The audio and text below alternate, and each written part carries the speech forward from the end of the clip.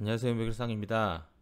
오늘은 코로나 검사, 드라이브 스루 검사에 관해서 제 아내가 검사를 받고 왔어요.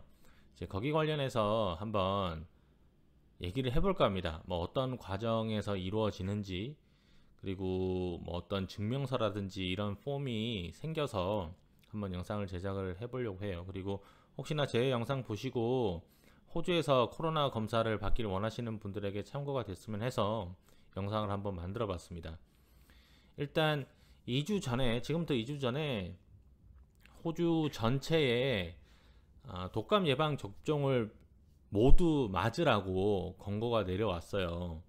그러니까 코로나 증상과 독감의 증상이 아주 유사하기 때문에 독감을 일단 제외를 시킨다는 의미에서 예방접종을 적극 권장을 하고 있는 상황이지만 지금은 잘 모르겠어요. 제가 아내와 예방접종 받았던 게 3주 만에 받았어요. 주사제가 들어오는데 이게 갑자기 너무 많은 사람들이 예방접종을 하니까 물량이 딸려서 그런 일이 발생을 했는데, 일단 현재 그런 상황이고, 성인 남성은 1년에 한 번, 이번에 전 한 번 맞았으니까 아내와 더 이상 맞을 필요가 없고, 그리고 60세 이상이거나 6세 이하의 유아들은 2번 맞으라고 합니다. 4월달과 7월달. 이제 4월달이 가을을 넘어서 겨울에 들어간 시점이고요. 호주는 이제 7월이 한겨울이에요. 그래서 2번 예방접종을 맞으라고 권장을 하고 있습니다. 지금 현재 그런 상황이고, 근데 저는 괜찮았지만 제 아내가 예방접종을 맞고 나면은 감기와 비슷한 증상이 한 2, 3일 나타나요. 몸에서 항체가 생기는 과정에서 감기와 비슷한 증상이 나타나도 일주일 이상 지속되지 않으면, 뭐 3일, 주사 맞을 때 의사 말로는 3일 이상 증상이 지속되지 않으면 괜찮은 거다, 자연스럽게 나타날 수 있는 거다라고 했지만, 제 와이프는 계속 증상이 나타났어요. 이 감기 증상이라는 게 열난 거 외에 기침하고 몸살기가 있고 목 아프고 뭐 코 막히고 뭐 이런 것들이 있고 뭐 이런 것들이 있었는데, 그런 것들이 돌아가면서 나타난 거예요. 기침을 했다가 기침이 좀 잦아들면 몸살기가 있다가 몸살기가 나좀 두통이 있거나 두통이 잦아들면 뭐 목이 아프다라든지. 다행히 열은 안 났어요. 이제 열이 나면 무조건 병원을 찾아갔었어야 되는데 열은 안 났습니다. 그래서 그런 상황이 한 일주일 동안 고생을 했죠. 이렇게 한꺼번에 오지 않고 막 나눠서 오니까 이걸 어떻게 해야 될지 몰랐던 거예요. 저나 아내도 그냥 해열제 파나돌만 먹고 좀 버티고 있는 와중에 이제 기침이 증상이 나타날 때였어요. 기침 증상이 나타날 때 이제 회사에 가가지고 뭐 심하게 기침했으면 당연히 안 갔겠지만, 다른 증상 하나도 없이 이제 기침만 좀 하는 상황에서 마스크를 쓰고 사무실 안에서 있는데, 기침을 좀 하니까 회사에서 매니저가 부르더니 너 조퇴를 해라. 그리고 조퇴를 하고 병원에 가서 괜찮다는 진단을 떼어오라 라고 이제 그걸 받은 거예요, 오더를. 그러니까 코로나가 아닌 걸 증빙을 받아야 출근할 수 있는 거죠. 그리고 아파서 쉬는 건 생리브라고 그래서 어느 정도 쓸 수가 있어요. 아무튼 그렇게 나온 상황에서 이제 와이프가 근처 병원에 연락을 하게 됩니다. 회사 근처인데 가가지고 검사를 받든, 뭐 저희도 구체적으로 이런 검사가 어떻게 진행되는지 모르니까 일단 코로나 바이러스가 아니라는 의사의 소견서, 서티피케, 메디컬 서티피케이시라고 하는데, 그걸 받고자 연락을 하니까 못 오게 해요. 지금 현재 호주 병원들이,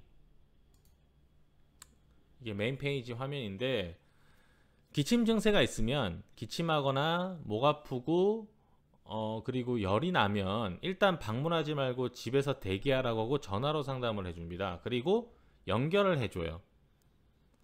코로나 바이러스 검사를 받도록 연결을 해주는데, 그런 상황에서 이제 예방주사를 맞았기 때문에 설명을 했죠. 연락해서 근처에 있는 병원으로 예방주사를 맞는데 예방주사 맞고 나면 이렇게 감기 비슷한 증상이 나타날 거라고 하는데 현재 그런 상황인데 메디컬 서티피케이트를 좀 끊어줄 수 있니? 하니까 당연히 say no였어요.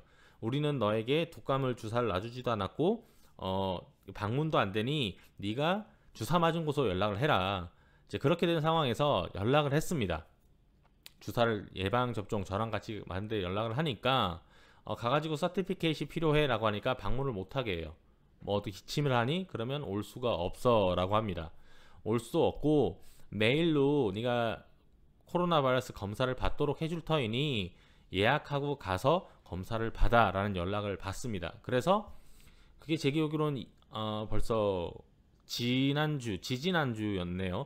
지지난주 목요일날 그걸 연락을 받고 이제 회사에 얘기하고 조퇴를 한 거죠. 그래서 메일로 서류가 오게 됩니다. 어떤 서류가 오게 되냐면 더글라스 헨리 모이어라고 하는 파솔러지 컴퍼니예요. 그러니까 어떻게 표현을 해야 될까요? 임상 병리학 이런 검사가 소변 검사, 피 검사 각종 검사를 병리학, 임상 병리학 사무실이 따로 있어요. 그래서 병원 내 타이틀이 다른 이런 더글라스 헨리 모이어나 뭐 레버티나 뭐 이런 회사들이 있는데 자체적으로 이런 것만 전문적으로 하는 회사들입니다. 이 더글라스 헨리 모이어도 그 중에 하나인데요. 그 GP 의사가 이 사람이죠. 이 사람이 끊어져요. 이 서류가 있어야 가서 검사를 받을 수가 있습니다. 이제 뭐 처음 보시는 분들에게 잠깐 설명을 해드리면 코로나 검사를 받는 어떤 검사를 하냐 코로나 검사고 지금 현재 증상 어떠느냐 피곤하고 이제 기침을 한다라는 거죠.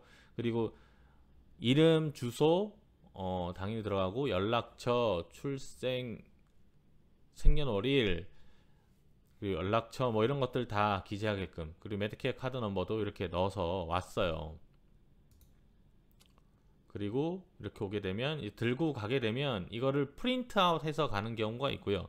근데 코로나 바이러스 같은 경우는 이걸 프린트 해갈 필요가 없었어요. 그냥 이거 메일로 이런 드라이브 스루 방식으로 검사하는 곳에 보내면 됐었으니까. 아무튼 이 서류를 받고 또 다른 서류를 첨가해서 받은 게 바로 이겁니다. 여기도 요거는 이제 더글라스 헨리 모이어 산하에 이 포사이트 파솔러지라는 또 타이틀이 있는데 연계가 되는 것 같습니다. 여기서 이제 드라이브 스루를 어떻게 해야 되는지 문서가 왔어요. 보시게 되면 첫 번째는 파솔러지 리퀘스트 폼, 제가 앞서 보여드렸던 이 서류 있죠. 이 서류에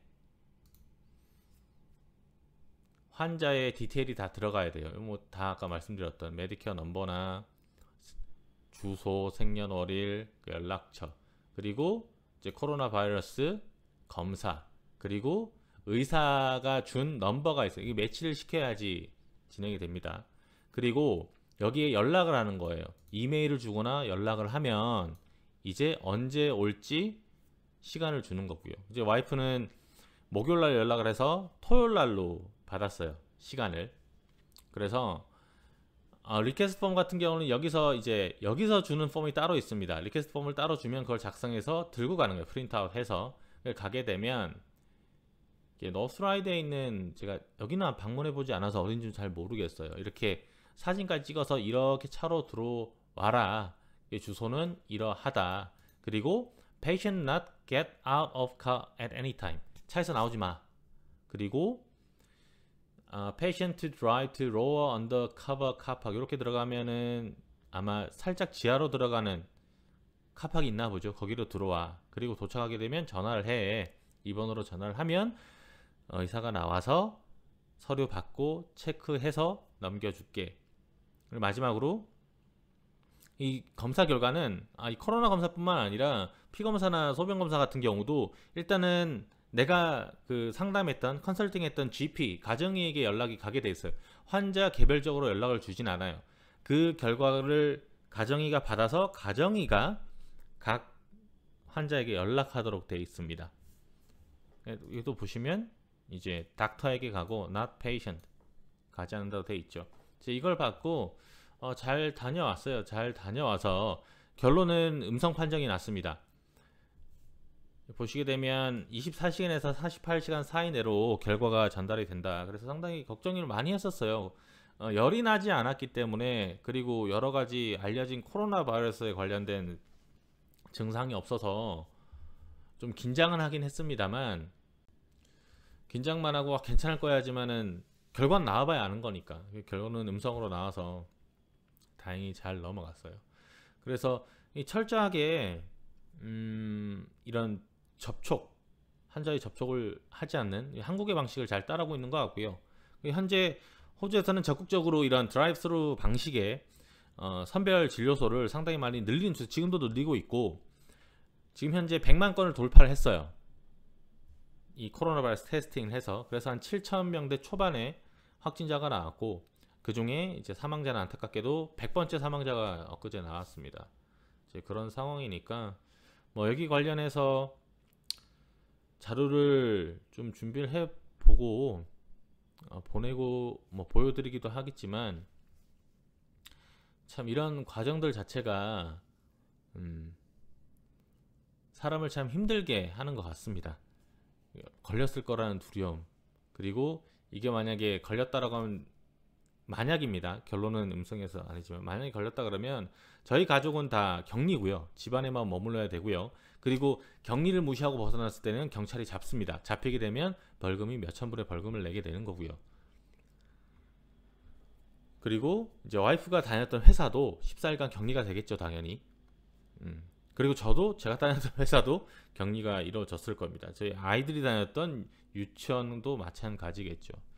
뭐 거기 관련해서 호주는 지금 현재 성공적인 방역이 되고 있다고 봐요. 이제 큰 견해를 한 것은 이렇게 드라이브스루 방식의 검사를 많이 했다라고 현재 호주 내에서도 자평을 하고 있는 상황이기 때문에 많이 진정세가 되고 있고, 그리고 락다운 자체, 그 봉쇄 조치도 지금 조금씩 많이 풀리고 있는 단계입니다. 확진자가 나오는 그래프가 훨씬 더 낮아졌기 때문에 많이 좋아졌어요. 오늘 준비한 소식은 여기까지입니다. 시청해 주셔서 감사합니다.